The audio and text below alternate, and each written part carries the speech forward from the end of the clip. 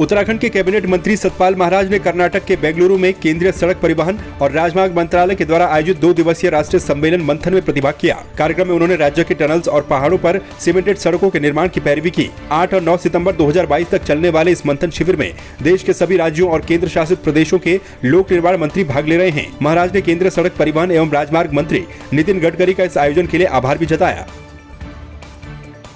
हम इस समय बेंगलुरु में हैं और यहाँ पर मंथन चल रहा है, जिसमें यहाँ पर सड़क परिवहन और राजमार्गों मंत्रालय का ये मंथन शिविर चल रहा है, जिसमें जो टेक्नोलॉजी है, क्या अच्छी टेक्नोलॉजी हो, किस प्रकार से जो है हम जो है कार्बन कंटेंट्स को कम करें। तो बहुत सी चीज़ों का मंथन चल रहा है जो हमारे उत्तराखंड के लिए बहुत ही श्रेयकर होगा। उत्तराखंड के अंदर हम चाहते हैं कि टनल्स बने ताकि जल्दी ही लोग अपने गंतव्य स्थान तक पहुँचें, और नई टेक्नोलॉजी को लाकर हम चाहते हैं कि जो कार्बन कंटेंट्स को हम कम करें, और इसके साथ साथ नई टेक्नोलॉजी का समावेश हमारे सड़कों के निर्माण में।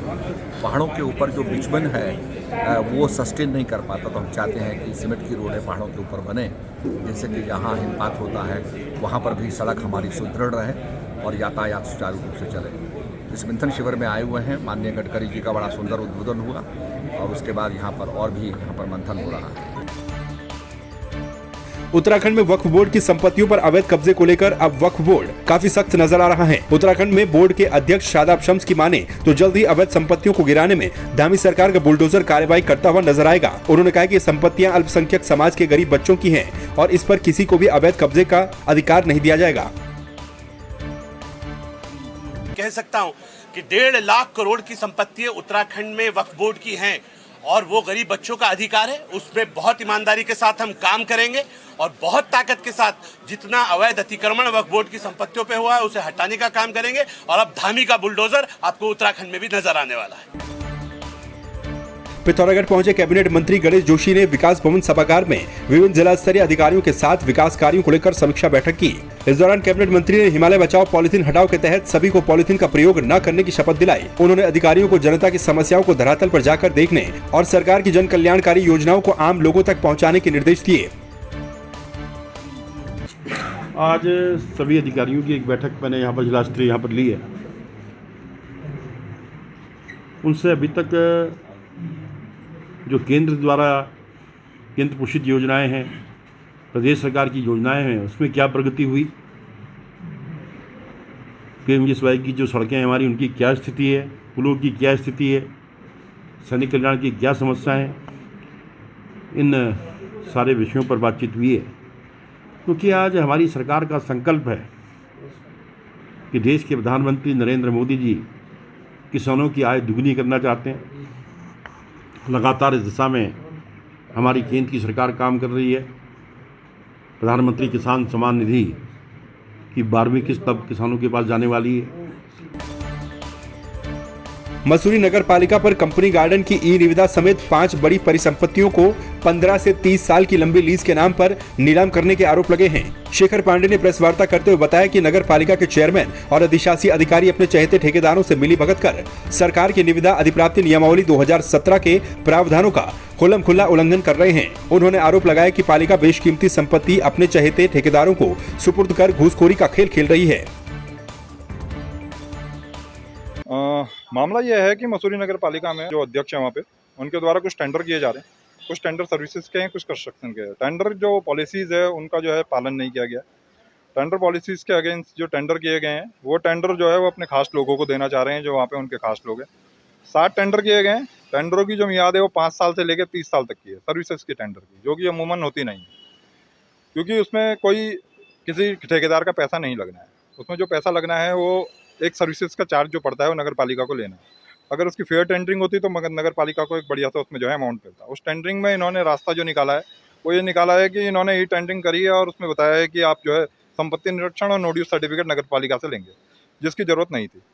आप एफिडेविट भी मांग सकते थे, एफिडेविट के बिहाफ पे भी ये सारी चीज़ें हो सकती थी, लेकिन टेंडर को गिनने के लिए कि कौन टेंडर लेने आ रहा है और कौन टेंडर लेने नहीं आ रहा है, इन दैट केस अगर उनके पास संपत्ति निरीक्षण और नो ड्यूज नहीं होगा तो टेंडर कैंसिल हो जाएगा। श्रीनगर में जल निगम कार्यालय में उस समय हंगामा देखने को मिला जिस समय निगम के एक ठेकेदार अपना भुगतान करने की मांग को लेकर कार्यालय में पहुंचा। इस दौरान ठेकेदार और निगम के अधिशासी अभियंता के बीच जमकर तू-तू मैं हो गई। हंगामा इतना ज्यादा बढ़ गया कि अधिशासी अभियंता ने ठेकेदार को कमरे में ही बंद कर दिया और बाहर से ताला लगाते हुए पुलिस को बुला दिया। इसके बाद मामला कुछ शांत हुआ। वहीं मामले को लेकर दोनों पक्षों ने एक दूसरे पर आरोप लगाते हुए कानूनी कार्रवाई करने की बात कही है।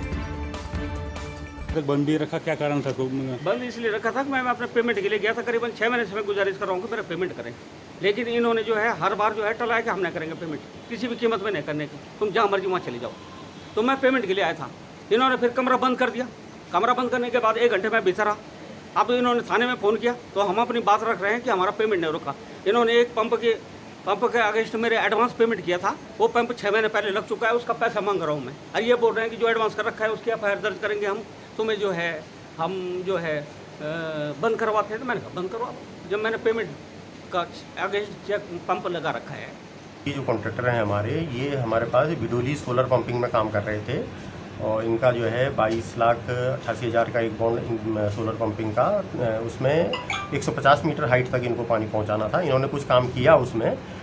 उसके बाद जब सोलर पंप इंस्टॉल करना था तो उसके लिए ये मानक के अनुसार पंप इन्होंने नहीं लगाया। वो 150 मीटर की जगह जो है 120 मीटर तक ही जो है पानी दे रहा है, तो वो हमारे स्वीकार योग्य नहीं है। तो ये 120 मीटर हाइट तक पानी पहुंचाने का प्रमाण पत्र जो है प्रधान से, ग्राम प्रधान से यहाँ पे ले आए और दबाव डाल रहे थे कि मैं तो प्रमाण पत्र ले आए हूँ, मुझे पेमेंट करो।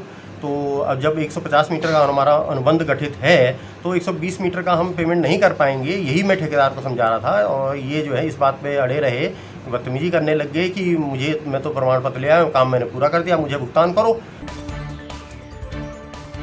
ऋषिकेश बद्रीनाथ मार्ग पर ब्रह्मपुरी के पास एक कार गहरी खाई में जा गिरी। हादसे में कार सवार 6 लोगों में से 4 लोगों की मौत हो गई। वहीं गंभीर रूप से घायल 2 लोगों को उपचार के लिए ऋषिकेश के एम्स में भर्ती करवाया गया है। ये सभी लोग बद्रीनाथ धाम के दर्शन करने के लिए जा रहे थे।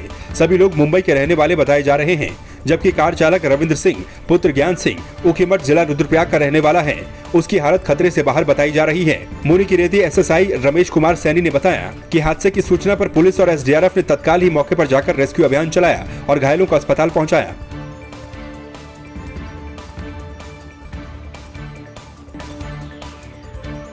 पौड़ी में सड़क हादसे में 2 लोगों की मौत हो गई। श्रीनगर के भटोली गांव के पास एक कार लगभग 200 मीटर गहरी खाई में जा गिरी, जिसके बाद सूचना मिलने पर पहुंची एसडीआरएफ की टीम ने रेस्क्यू अभियान चलाकर 2 लोगों के शवों को खाई से बाहर निकाला। मृतकों के नाम अर्जुन सिंह और देव सिंह बताए जा रहे हैं। दोनों भटोली गाँव के रहने वाले थे।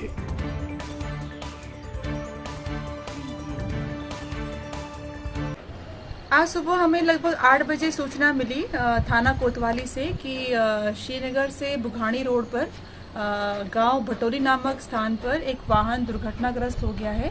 उस वाहन का नाम था बोलेरो और उसमें 2 व्यक्ति सवार थे। जब टीम वहां पर पहुंची तो उस समय तक एक शव को बाहर गांव वाले निकाल के ले आए थे और दूसरा शव गाड़ी के पास ही पड़ा हुआ था। तो दोनों शवों को हमारे द्वारा फिर मॉर्चरी भेज दिया गया। इनमें से एक अर्जुन सिंह नाम का था, लगभग 35 वर्ष का, जो भटोली गांव का था, और दूसरे का नाम था देव सिंह, जिसकी उम्र लगभग 40 साल की थी, वो भी भटोली गांव का ही था। दोनों रात में कहीं से आ रहे थे, तो ये रात में ही हादसा हुआ है।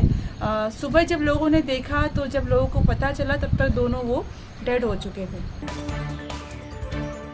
देहरादून के रहने वाले रिया ने प्रतिष्ठित मेडिकल प्रवेश परीक्षा नीट में उत्तराखंड राज्य से टॉप करते हुए ऑल ओवर इंडिया में 77वीं रैंक लाकर प्रदेश का नाम रोशन किया। रिया ने 720 में से 700 अंक प्राप्त किए। रिया अपनी नीट की तैयारी आकाश बायजूस से कर रही थी। सिलेक्शन होने के बाद हर कोई उन्हें बधाइयां दे रहा है। गुरुवार को आकाश बायजूस ने एक प्रेस वार्ता की, जिसमें रिया ने कहा कि टीचर्स की गाइडेंस और हार्ड वर्क के जरिए उन्होंने मुकाम हासिल किया है। मैंने सोचा नहीं था उत्तराखंड स्टेट टॉप करना, बट ये था कि we have to work hard. तो हमेशा ही अपने टीचर्स की गाइडेंस देते रही, हमेशा उनसे इंटरैक्ट करते रही कि कैसे कैसे मुझे आगे करना है, कैसे मुझे अपनी प्रिपरेशन करनी है, और ये चीज़ें बहुत हेल्प करती हैं, टीचर्स की गाइडेंस। और हमें बहुत हमेशा हार्ड वर्क करना चाहिए एंड कंसिस्टेंट रहना चाहिए अपनी पढ़ाई को लेकर। आकाश से हमारे ऑल ओवर अगर इंडिया हम बात करें तो हमारा AIR 1, 2, 3 हमारा आकाश से ही है, और टॉप 100 में हमारे 52 AIR हैं। और उत्तराखंड से अगर हम बात करें तो हमारा AIR 77 रिया, जो कि उत्तराखंड स्टेट टॉपर भी है। और उसके अलावा हमारे पूरे देहरादून ब्रांचेस से 650 प्लस 9 बच्चे आए हैं हमारी ब्रांचेस से। और जैसा कि हम जानते हैं नीट के अंदर, जेई के अंदर, जैसे कि अभी हमने टॉपर्स प्रोड्यूस किए हैं और आगे भी आकाश इंस्टीट्यूट ऐसा करता रहेगा और अपने लक्ष्य को, मुकाम को हासिल करता रहेगा।